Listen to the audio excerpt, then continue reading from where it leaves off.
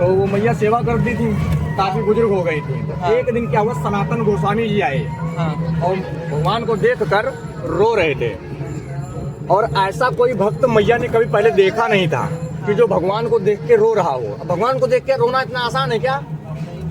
या खुद को देख के रोना ही नहीं आता है, जो इतने मतलब असहाय हैं, पीड़ित हैं, दुखी हैं, फिर भी सुखी होने का नाटक करते हैं। तो जब देखे तो उनके मन में ये विचार आया कि अब तो हमारा समय पूरा होने वाला है और इस प्रकार का भक्त मैं पहली बार देख रही हूँ, क्यों ना इनकी जिम्मेवारी इनके ऊपर सौंप दूं। वो ऐसा विचार अपने मन में रखकर आके सनातन गोस्वामी जी से कह रही हैं, किसके लिए रो रहे हो? ये तुम्हें नंगा कर देगा, तुम्हारा सब कुछ छीन लेगा। बोले हमारा सब कुछ पहले ही छीन चुका है, हम सब कुछ पहले ही इनको दे चुके हैं, अब हमारे पास कुछ बचा ही नहीं है, क्या छीनेंगे? अब तो मैं इनका होना चाहता हूँ। तो बोले बड़ा प्रीत है तुम्हें इनसे, ऐसा क्या रस मिल गया तुम्हें इस कलुए से? भैया कहती हैं।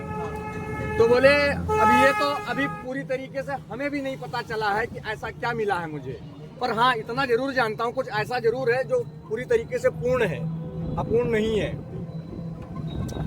तो बोले ठीक है, अब हम चाहते हैं कि आप इनकी सेवा करो। बोले ये तो बड़ी कृपा वाली बात है जो अगर हम इनकी सेवा पा जाएं तो, पर मैया हम इनकी सेवा किस प्रकार से कर पाएंगे? ये तो चटोरे हैं, इनको बढ़िया सा भोजन चाहिए, बढ़िया सा खाना चाहिए, हमारे पास वो सब सारी व्यवस्थाएं है नहीं। और गुरु आज्ञा है कि वृंदावन धाम के अंदर बड़े वैराग्य से रहना है। तो अब मैया का इस प्रकार से व्यथा सुनकर उन्होंने ये विचार किया कि जो पाऊंगा मैं उसी को पवाऊंगा इनको। और ऐसा विचार करके उन्होंने अपने आप से इनको रख लिया। जो मैया ने इनको दिया उसी क्षण, हाँ भगवान आ जाइए। तो मैया ने सोचा, जो मैया भगवान राधे श्याम जय जय भगवान। तो मैया ने सोचा, और हाँ तो मैया ने जब जैसे इनको दिया और ये अपनाए, उधर मैया का प्राण छूट गया। मैया चल बसी, शरीर भी अंतर ध्यान हुआ, शरीर का तक का पता नहीं चला। अब इधर ये रहने लग गए। तो कुछ समय व्यतीत हुआ तो ये सनातन गोस्वामी जी का ये नियम था कि वो एक दिन मधुकरी करते थे, 7 दिन तक उसको पाते थे। जैसे भी जो भी मिल जाए, लिट्टी मिल जाए, रोटी मिल जाए, जो भी पा जाए, उसको एक दिन लाते थे, 7 दिन तक पाते थे। तो ऐसे में एक दिन भगवान शिकायत कर रहे हैं कि बाबा कम से कम थोड़ा नमक तो ले आया करो, ये सूखा सूखा खाने में आनंद नहीं आता है। बोले देखो प्रभु, गुरु आज्ञा है, वृंदावन में बड़े वैराग्य से रहना है, तो हमारे सामर्थ्य में नहीं है। आज आपको नमक ला के दूंगा, कल आप घी मांगोगे, परसों आप कहोगे साग भी ला के दो, बैकुंठी ला के दो, ये सब नहीं हो पाएगा।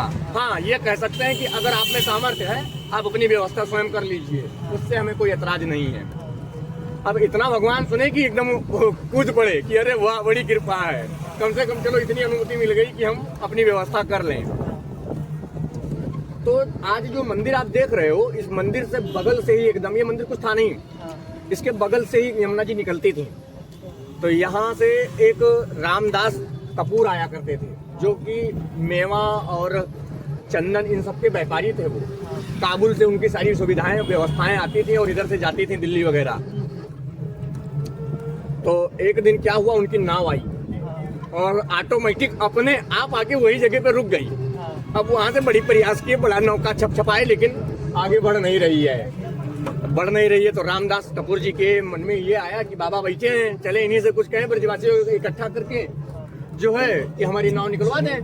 अब गए तो बोले देखो प्रभु, हमारे पास तो कोई सामर्थ्य है नहीं कि हम आपकी कोई मदद कर पाए। सनातन गोस्वामी जी कह रहे हैं रामदास कपूर जी से, आप ऐसा करिए, ऊपर अटारी पे बैठे हैं ठाकुर जी, जाके उनसे कहिए, हो सकता है वही त्रिलोक का राष्ट्रपति हैं, अधिपति हैं, वही आपकी कोई सहायता कर दें। अब रामदास कपूर जी वहां पहुंचे कि ऑटोमेटिक इनके मन में ये आने लग गया अपने आप कि भगवान जो आप चाहो हम सब करने के लिए तैयार हैं, सब कुछ देने के लिए तैयार हैं, किसी तरीके से हमारा नाव निकल जाए यहाँ से। अब इतना ये संकल्प किए वहां पे, और इतना बोले कि आए नीचे, जो ही हल्का सा